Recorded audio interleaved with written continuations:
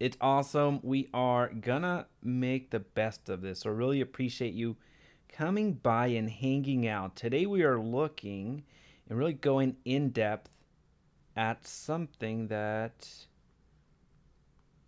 I get a lot of questions about, and that is YouTube ads. Now, some of you may be running YouTube ads right now, and that's fantastic. So I want to know what your experience have been. So let me know in the comment section down below if you are presently running YouTube ads, because it's something that whenever somebody gets started on YouTube, that's really where everybody's mind goes to. So there's this perception that if you, very similar to Facebook, whenever you get on Facebook, you get your business page up and running, the immediate mind goes to, let's run some ads, get promotion, get some likes, get some engagement, and get some business from the business page.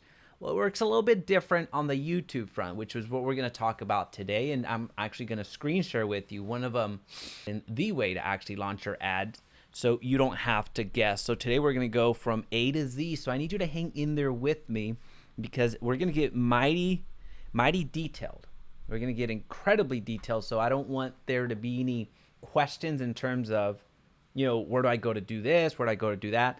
It's going to be pretty self-evident. So as you're coming in, a like is going to go a long way. Also, if you have any questions, please feel free to drop them down below. But first, let's understand what YouTube ads are. So YouTube ads are sorry, YouTube ads. When it comes to YouTube ads, let's understand one principal thing. YouTube is owned by Google. So when I do the screen share right now, we're actually going to be on Google Ads, which is a platform that launches the ads on YouTube. Now you can place your ads in multiple places. You can place your ads in what's called discovery. So discovery is around YouTube where you have the thumbnail and people can click on it. Now you do have that ability, but you also have the ability of running ads in stream. So in stream means before, during, and after the video. Chances are that as you came in through this live stream, you were given an ad and then an option of skipping it to get to the video. Chances are that's what happened. So that's another way of launching your ads. And then the display network is another way of launching your ads, which is placing your ad in millions of websites that are part of the Google ecosystem. So there's various places that you can launch your ads. There's benefits to all of these, and then there's some downsides to all of these. But at the same time, we're going to go through this so you kind of see everything in motion. But at any point, please feel free to drop any questions. So we're going to get going. As soon as I hit this, we're going to see a demo account so you can kind of see what's going on. So we're going to hit right now where we're at is ads.google.com. If you don't have an account, all you have to do is go to ads.google.com and you can create your account. Now also, little pro tip, there are various websites that will give you a credit to get started with Google Ads. So type in Google search, Google Ads credit, and you're going to get some websites that actually give you a credit to get started. So depending on the time of the month and depending on the time of the year, it could be a couple of bucks, like $50. It could be a couple $100. So the credit is not you getting the money directly. It is dollar for dollar matching, meaning that if you spend $100, Google Ads will credit you $100. So that means for your $100, you got $200 worth of exposure. So it's worth going and searching that out. I would give the link that I typically give out, but I noticed that it's not working any longer. So just Google around. You're going to be able to find a credit one way or another. So let's hit campaign. We are again ads.google.com, and that's going to be the first place that you go to. So we're going to go to new campaign. All right. So the goals, think of it as objectives. So some of you that have done Facebook ads in the past know exactly what I'm talking about, where you have objectives. So you can either launch a lead messages campaign, lead generation campaign, a messages campaign, traffic campaign, conversion campaign, all that fun stuff. Very much the same thing here, except here it's called goals. So your goals is basically if you're looking for leads, which is what we're going to talk about, leads. If you're looking for traffic, blah, blah, blah. So you see what's on the screen right now. So what this does is gives you a template to work from on the back end. So meaning if I go to leads, it's going to give me a certain placements, going to give me certain options on the back end, the targeting, the type of ad that I can launch, and all that fun stuff. If I was doing the website, you can kind of see the differences down here. So search, display, shopping, video, and discovery. Those are types of ads. And then you see search, display, shopping, video, smart, discovery. So the smart option is not there. So there's some nuances. I don't want you to memorize any of these. I want you to just go to create a campaign without a goals guidance. That's really the way that you want to launch an ad, because there you're not constrained to certain ways of marketing. And it's just the freest way in terms of flexibility. It's the most.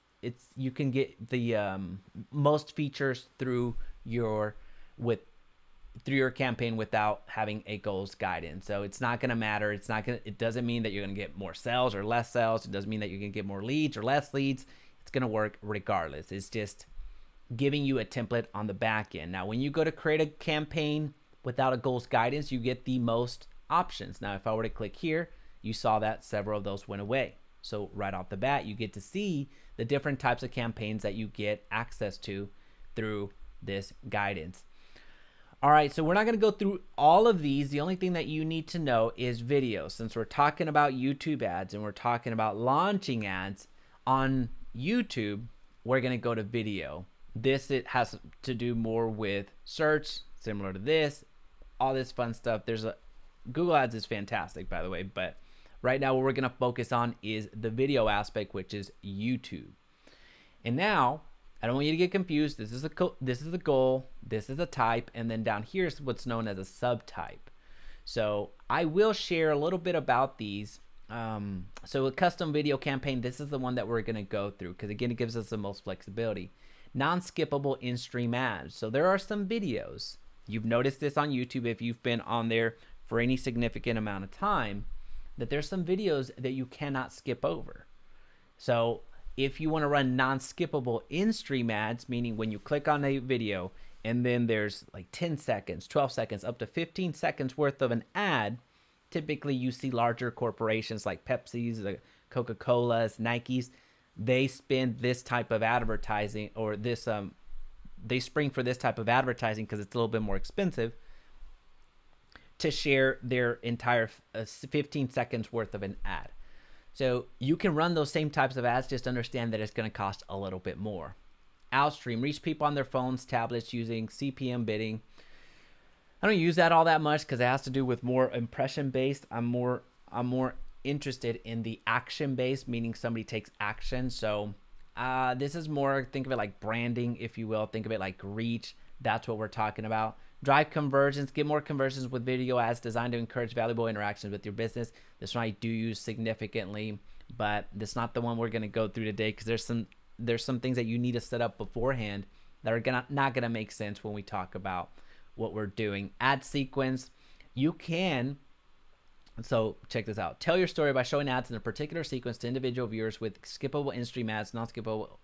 So what you're able to do is, if somebody watches it's almost like an if this, then that. If somebody watches a certain, your ad all the way through, then the next ad shows up. So you're bringing them through your sales funnel. If they don't watch any of your ad, then they continue seeing that same ad until they watch it all the way through. So then that barrier gets removed. Those are pretty cool, but require several videos, require several more steps to prepare. So we're going to continue and use a custom video campaign. So again, we're looking to generate some real estate leads, and I'm going to share with you really the targeting that you need to be looking at and some fundamental truths about YouTube advertising, because it can get a little bit confusing.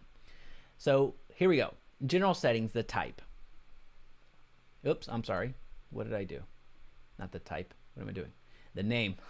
So when it comes to the name, this is going to be the standard name that they give you. It gives you the date of launch and then the type of video. So this says it's a video campaign, and it's the custom that we selected a little while ago. What I strongly suggest here is, as you're building your parameters and setting the filters, I want you to include them in the campaign name. And I also want you to include them in the ad group name. I won't do this right now because I want to get you out of here at a respectable time. But the reason that we want it to go through a, oops, what happened there through my camera? But the reason we want it to go through a, the reason we want to include everything that we're doing with the ads, let's do this. The reason that we want to include everything with the ads is because when you're reviewing your ads down the road, it's going to be difficult for you to understand or see and visualize who you targeted. So in this example, if we were targeting individuals that are a certain age, when we come back to check on the performance of the ads, it's going to be difficult for us to see everything that we targeted. So you just want to be as descriptive as possible with the ad name. Now, when it comes to campaign, the bid strategy, you see there's going to be two options. So maximum CPV, cost per view, you set the most you're willing to pay each time to view an ad. And then you see target CPM, which is based off of impressions, 1,000 of them right here to be exact. So you get to set your bidding strategies. YouTube ads works very much the same way in terms of bidding strategy as Google. So this means you get to set, hey, how much am I willing to pay per view? And in the auction, the YouTube ads auction, it's going to take in several considerations: how effective your ad is, meaning are people actually staying to watch your ad, how competitive your audience that you're bidding for is, and how much you're willing to pay. So this gives you a bidding strategy on what you want to pay. Is impressions more valuable to you? Then you're going to go to target CPM. Is an action more valuable to you, meaning somebody clicked over to your landing page? Then you're going to go with CPV. I strongly suggest that you go with CPV because we want people to take action when they're watching our ads. So again, we'll talk about the different types of ads here very shortly. Budget and date. So you can go daily, you can go campaign total, you can say when you want them to start, and later on you're going to be able to select when you want them to be turned off automatically and all that fun stuff. But what we're going to do today is we're just going to put daily, and then we're going to put $100 per day. All right, so when we go to $100 per day, that gives us an opportunity to run a good amount of ads. One of the questions is going to come up, well, how much should I spend on Google ads? That's a very loaded question. As much as you're willing to invest in your business, that would be the cop-out answer. But to be a little bit more specific, what I suggest, if you're going to give YouTube ads a run, and a legitimate run at your business, meaning you're going to give this type of lead generation strategy a good go, then I would suggest that you spend at least $20 a day, at least. That's going to give you some money to start winning in some of these auctions. It's going to give you some money to start split testing certain audiences and placements and ads that you're running. So if you're looking for my suggestion, I would say at least $20 a day minimum. All right, so networks. This is where we start making some decisions that's going to impact the type of ad that we can launch. Now, here's the thing, and this is really where I want to pause and give the importance of this. So when we're looking at the types of ads that we're going to run, understand that these are video ads. Understand that there has to be a video component to this ad. This is not going to be an image. Since you're advertising on YouTube, we know that YouTube is a video-based platform. So the difference being that if you were going to do this on Facebook, there you could do a video as an ad. There you could do an image as an ad. There you could get away with not using a video, but here you absolutely have to use a video. So when you create a video, and run it as an advertisement, I strongly suggest that you create a unique video, meaning one that's not going to be showing on your that's not going to be showing organically on your YouTube page, because that's going to throw you off significantly. So whenever you, let's just say you have a video that you want more and more people to see that's already on your YouTube page, I don't suggest that you run ads to that particular video, because you're going to throw it off from a searchability standpoint, from a YouTube algorithm standpoint. But also, that video was never intended to be run as an ad. An ad has to have its certain components that's going to make it worthy of it being effective, or even has a chance of being effective. So if you're going to run YouTube ads, 100% of the time you have to make sure that these ads, that the video is actually geared towards being an ad. So I hope that that makes sense. So I just want to make sure that we were aware of that. But when it comes to YouTube search results, you see ads can appear next to search results on YouTube, only available for responsive in video discovery ads. All right, so there's really two types of ads that I really want to draw your attention to. So discovery ad, what does that mean? Think of a discovery ad as a billboard. You're driving down Interstate 35 or whatever interstate you happen to be close to, and then you see the billboards next to the road, right? And then if one of them stands out, then you can either visit the website that they're advertising or dialing the number that they show on the billboard. Think of discovery ads the same way. Your video and the thumbnail is going to show up around YouTube, and people have the option of clicking on it. So that is a discovery ad. So people have the option of seeing your thumbnail and then looking at your title and saying, hey, you know what, I think this might be interesting. So they're going to click on it. Now, when it comes to, you're not going to see the actual word, but when it comes to in-stream, I'm just going into the differences between the types of ads. Discovery ads, again, think of it like a billboard. And then in-stream ads, those in-stream ads are inside of the videos themselves that advertisers place themselves on. So again, you probably saw an in-stream ad when you clicked on this video, and you had about 5 seconds before you could skip that video. That's what's called an in-stream ad. So think of an in-stream ad as a commercial. We've all watched TV at some point in our lives, and then we see a commercial pop up. That's what an in-stream ad is. So the commercial came up in between episodes or shows or breaks in the show themselves. That's what in-stream ads are.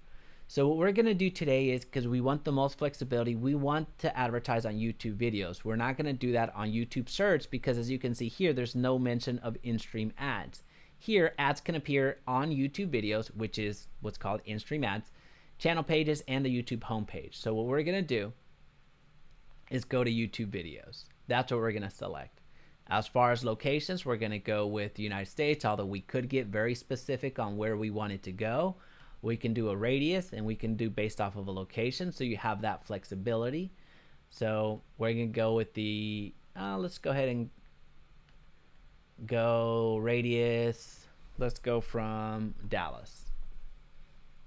We're going to target Dallas, 20 miles worth of Dallas, so that's what we're going to select. So go to right here. Again, remember, just giving you a little glimpse of what that looks like. So 20 miles around Dallas, that is where the ad is going to show up. People within that radius, that's where they're going to potentially see your ad. Again, remember, simply because you're running an ad does not give you it's not going to mean that every time you log in, you're going to see your ad. A lot of that, the chance of you actually seeing your ad has to do with your budget, your keywords, your location, who you targeted. So don't expect to see your ad every single time you log into YouTube. So just be aware of that. I get questions about that quite a bit. So that's a false expectation. Languages, we're going to go with English. Inventory type. So they did away with this used to be a lot more complicated. than it actually is. So good thing that they pared this down to very easy to understand, to a very easy to understand model. So when it says inventory type, select an inventory type to show your ads on the content that's right for your brand. So depending on how you feel about your brand, whether, hey, if I'm only advertising to kids, I don't want to be running ads where, you know, there's sexually suggestive content or things of that nature. So as opposed to making it super complicated like they used to, now they just say, hey, do you want the standard inventory? Show ads on content that's appropriate for most brands, or exclude most types of sensitive content and limit your available inventory, or maximize. So basically this is going to be a little bit more risky, if you will, in terms of the type of content that you're going to show up in front of. Standard is moderate, as standard the word itself suggests, and then limited is very let's just say very restricted. So if anything's even in question, that's not even an inventory type that you're going to have access to, because they want to be protective of your brand, as mentioned. All right, so if there's any questions, please feel free to drop them down below. I know that we're going a little bit quickly here, but I want to make sure that we approach or address any questions that come up. Exclude types and labels. All right, so check this out. You can opt from showing your ads on content that doesn't fit your brand. So you can exclude yourself from this type of content. So mature audiences, every video gets a label, and now every creator has to identify what type of content that they're uploading. If it's made for kids or if it's not made for kids, you as a creator, you have to share exactly what that means. I'm sorry, you have to share exactly what your content is. If it is made for kids, then you have to identify it. So here you get the option of excluding certain types of content that gets labeled, and then select content types to exclude embedded YouTube videos and then live stream videos. So this is where you have to make a decision on what you're advertising. I'll give you an example. Live streaming videos. This is a live streaming video. Advertisers most of the time will exclude live stream videos, even though it meets the criteria that they were after. Even though they want access to you, they're going to exclude live streaming videos, because generally with live streaming videos, people are coming to engage with the creator. So they do not see the benefit of advertising on live stream videos, because they know that the chances of somebody clicking the ad and going to that ad's messaging or landing page is very low, because people go to live stream to engage. So they know that the conversion is going to be lower generally. But again, depends on what your goal is. Embedded YouTube videos, that's where you have the code and you put it on, let's just say, on a landing page or a website. Well, your ads can actually show up there as well in embedded YouTube videos. So people are actually not on YouTube itself, which the only one that I exclude is live stream videos. I'm okay with that. All right, so we're gonna go here. Related videos. Add videos related to your video topic. So add videos related to your video ads to help increase engagement. Related videos appear below your video ad and offer an immersive video experience to help reinforce and extend your ad's message. This is a newer feature. So if you haven't run YouTube ads in a while, then you're going to want to check this out. So as the name suggests, related videos appear below your video ad and offer an immersive video experience to help reinforce. So think of this like social proof. If you're talking about, is now the right time to sell? Is now the right time to buy? Is now the X, Y, and Z? Whatever you're trying to convey, if you substantiate it with related videos, so if you click there, you see what it's going to look like. So if you're talking about, is the market going to crash? Is the market going to do X? You have the ability to add, you need at least add 2, and you can go up to 5. And you can kind of see what it's going to look like. Oh, if I would add them here, it would show, but you have the desktop view of what it's going to look like. So that's pretty cool. I certainly do want you to explore that. It's something that, it's a hit or miss. Sometimes we do, sometimes we don't. It's just an interesting feature that they added. Conversions. We're not gonna do much with conversions right now, because I would have to show you how to set up a conversion. For the sake of our video right now, We're going to skip that. I do have a video that actually shows how to set up conversions, so you're going to want to check that out. But this is where you select the conversion. So a conversion, just so you know, is you're telling YouTube what you deem a lead, what you deem a sell, what you mean valuable to your business. So if somebody goes to your landing page, that's not a conversion, that's just traffic. But once they give you their name, their email, and their phone number, well, that became a conversion because they gave you their information and became a lead, which is meaningful to you. So you can code it right into YouTube, and you just have to go to tools and settings and set up the conversions up here. Again, I'm not going to go into that right now because we'd be here for a little bit longer. And by the way, if anybody's interested, I do have a YouTube ads course, and it is linked down below. So if you want to learn everything, absolutely everything, and then some, I invite you to check it out. And I cover conversions in depth and all that fun stuff. So it's 8 hours worth of content that's really in depth, and you're going to know exactly what all this means and then some. So just be aware of that. But again, we're not going to cover the conversions the conversions setup right now because I haven't set one up for you. And this is the demo account anyway. Devices.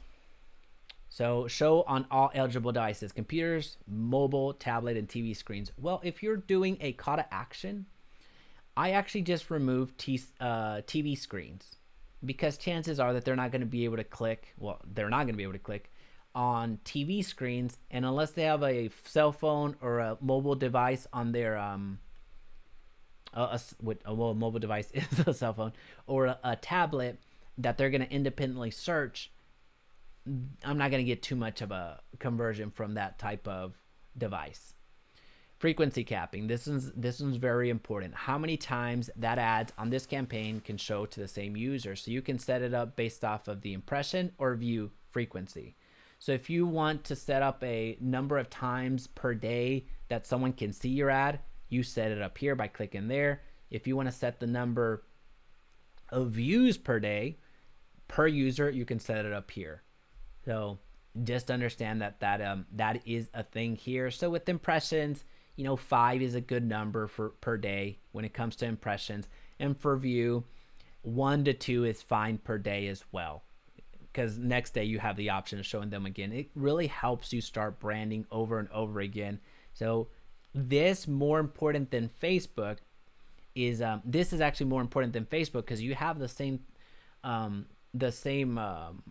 capability on Facebook of frequency capping, but here it's more important because it's going to cost you a little bit more. And then the ad schedule, you can actually select when you want your ads to run. So if you're running an operation where you can't get to the phone on Thursdays, for whatever reason, Thursdays are your lockdown days, then you don't have to run your ads or come in here and remember, hey, I got to turn off all my ads. You can set that up from here as well.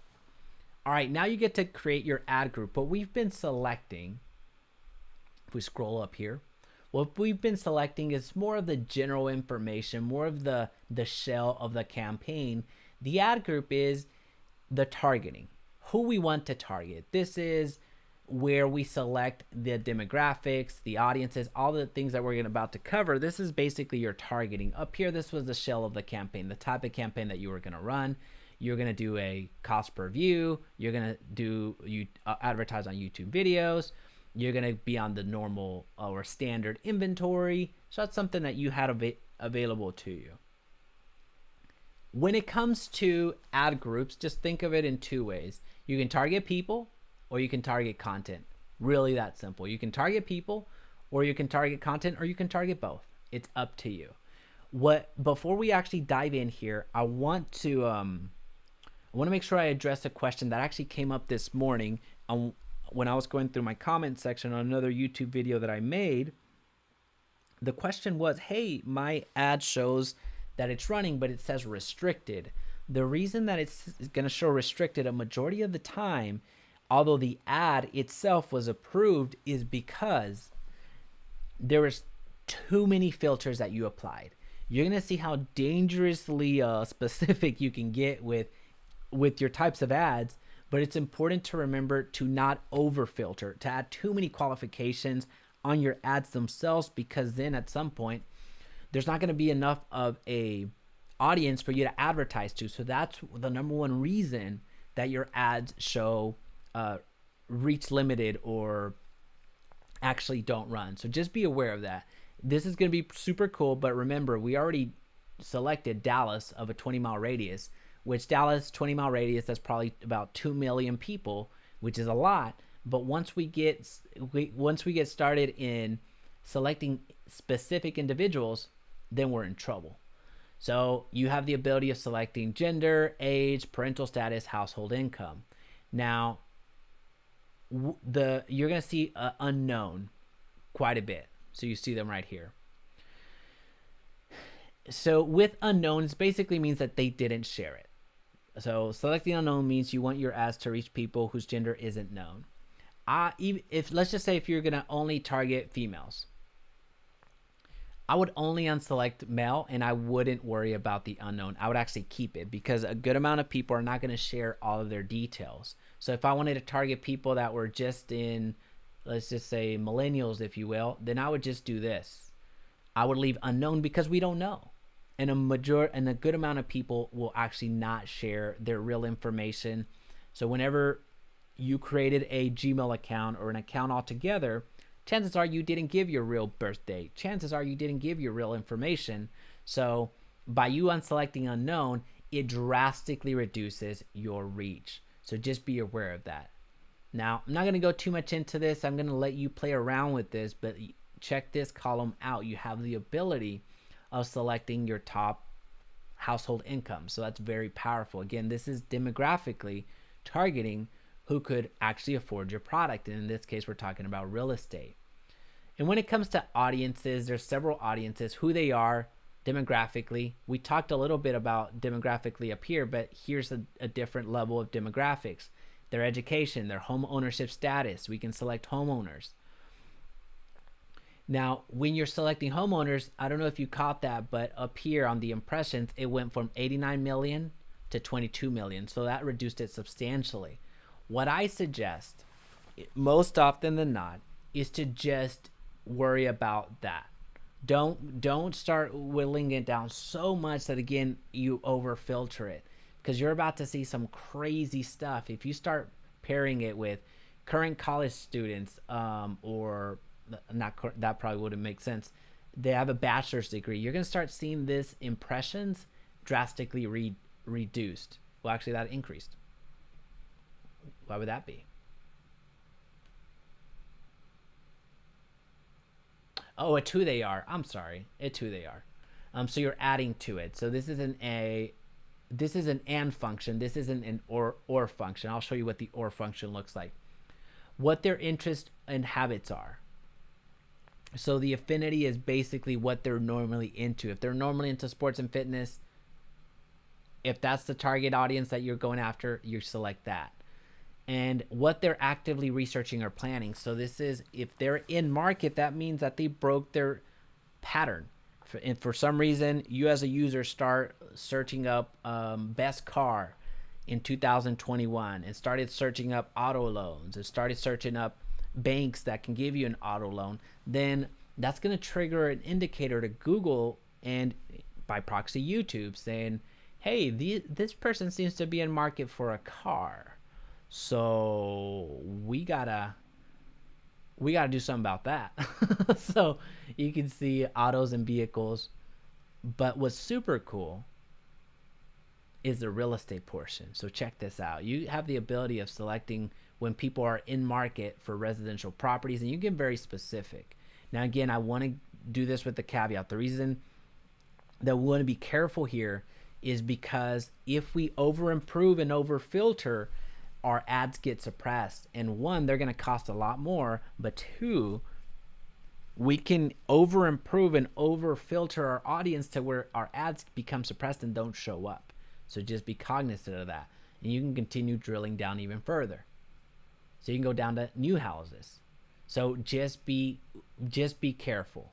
Now, I'm not going to go through and select any one of those right now, because I want you to test it out in your market. I want you to have this understanding, and I want you to split test different ad campaigns so you know what's going on, how they have interacted with your business. So right now, the number one thing that you have to do, if you take no other action from this video, is you need to retarget your YouTube users, or I'm sorry, you need to connect your YouTube channel to Google Ads and create a custom audience. So what you see here is you have the ability of retargeting your YouTube users. So you see right here, these are all custom audiences that I've created that I imported for this video so you could kind of see it. These are all audiences that have been created that are attached to my YouTube channel. So people that have watched this particular YouTube channel in the past 540 days, I have the ability of retargeting now. And you have that same ability too as well. So just be aware that you have that ability now. Again, number one, connect your YouTube channel to Google Ads. That's step number one. And then number two, you're going to go over here, tools and settings, and set up your audience manager.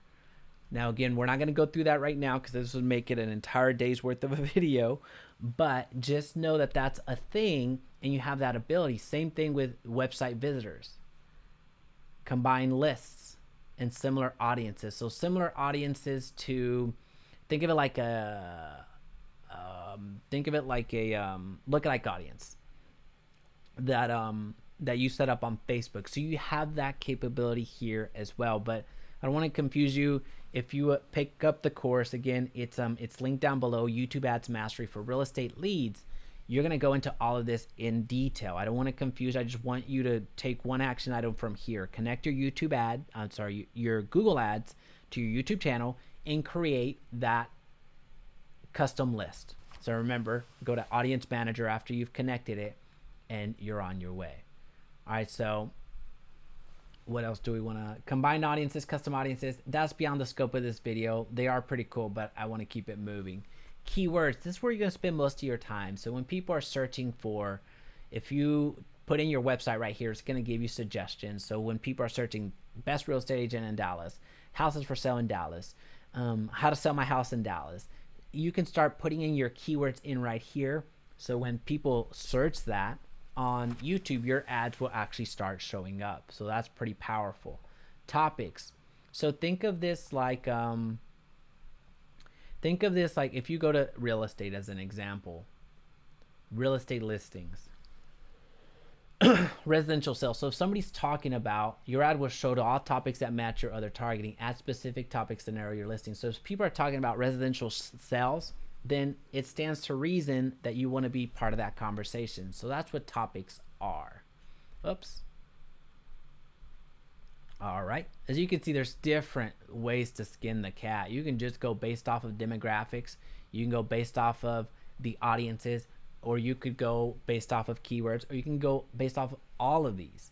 And then placements, this one's pretty cool. I think we want to do this. So when it comes to placements, you can actually show your ads in front of your competitors. So let me repeat that again. You can show your face in front of your competitors. So if you see a YouTuber out there absolutely crushing it that happens to be a real estate agent in Dallas, in Orlando, in wherever, you can show your ads, your video ads specifically on their videos. So you get to hijack their audience, and that is super powerful. You can do that for their entire channel. You can do that for their one video. It's that powerful. So you can go through here and check that out. All right, so bidding, CPV, I usually just go $1. You can raise that up or down. If you feel that you're, let me rephrase that. If the ad is still not performing as much as you would like, meaning your ads are not showing up again, you can go up to $10. It doesn't matter. It doesn't mean that you're going to spend $10 per view. It just means that you're willing to spend that much to show your message. So the higher it is here, the higher likelihood that your video is actually going to show up in the form of an ad. Now here's where we kind of get into trouble. We're looking for a video. We're looking to upload a video here, but it's actually, that's not where you do it. You have to upload your video on YouTube. And again, I suggest if you're going to run a video ad that you go through and make a video unique that's going to run as an ad and then leave it unpublished, meaning that you're not making it public to your YouTube channel. So you have your public facing videos, and then you can include your video right here. So I'm just going to select the URL of one of my videos. Again, This is actually a public video, so I wouldn't run an ad to this. But check this out, video ad format. So a skippable in-stream ad and video discovery. So remember those two differences that I was going over, where it's a skippable in-stream ad, so think of it like a commercial, and then video discovery ad, think of it like a billboard. That's what this is saying.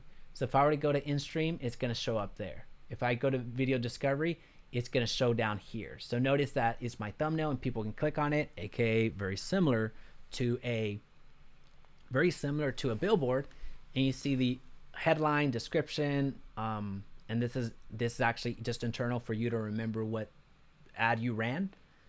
And now if I go to in stream, that's where my ad is showing, and then when people hit skip. Now here's the cool thing. Here's the cool thing.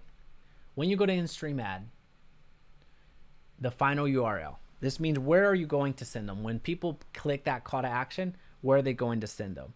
It's imperative that you send them to a landing page or a website that they are not going to get confused on, that they can actually take action on. So remember, you already paid for this impression. Now, something pretty cool about this is if people watch your, you have up to 30 seconds of your ad showing before you get charged. So if your ad is, let's just say, a minute long, and they don't watch past 30 seconds, it's a free impression for you. Now, if they do happen, now it's important to understand that it is cost per view if you go that route. Now, if your ad is only 30 seconds or 25 seconds, then it's going to charge you for the entire thing. So just be aware of that. So the final URL would go here. So you would put your landing page right here. The display URL is generally going to be the same one, or you can just reduce it to where people know where you're sending them. The call to action, you can change that to be anything. So call now as an example, or download. So you get to change that there. And then the headline would be headline, as you can see right there. And when it comes to the auto generate your channel banner recommended, that's what that's talking about. Or you can upload an image. I always suggest just to auto generate.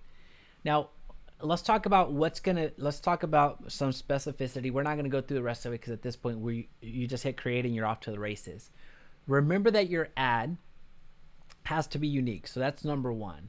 But also remember that this ad, if I was going to do an in-stream ad, is going to show before the actual content that they clicked on to see. So I am interrupting their day in a way, but I know that based off of the keywords, based off of the demographics, based off of what I filtered up over here, there's a good chance that they're going to click on my ad. So I have to make a very good offer. I have to offer, let's just say, a list of homes under $500,000, how to get their offer accepted in a competitive seller's market, how to sell for top dollar in this market. So these are all offers that you can educate the viewer, the people that are watching your ad right then and there, so then they can click on that landing page or click on that link to get in contact with you, or download a calculator, or download a quick reference sheet, or a cheat sheet, whatever it is that you are promising. That's where the value comes into play. So make sure that you're aware of that, because again, it's that call to action that's incredibly important. You may have gotten the targeting right, you may have gotten everything right, but if you do not get that offer right, then you're not going to get leads. So make sure that you're aware of that. But outside of that, this is how to run YouTube ads and start generating some real estate leads. This is a gold mine for you. This is heavily underutilized right now. If there's any questions, please feel free to drop them down below, and I'll see you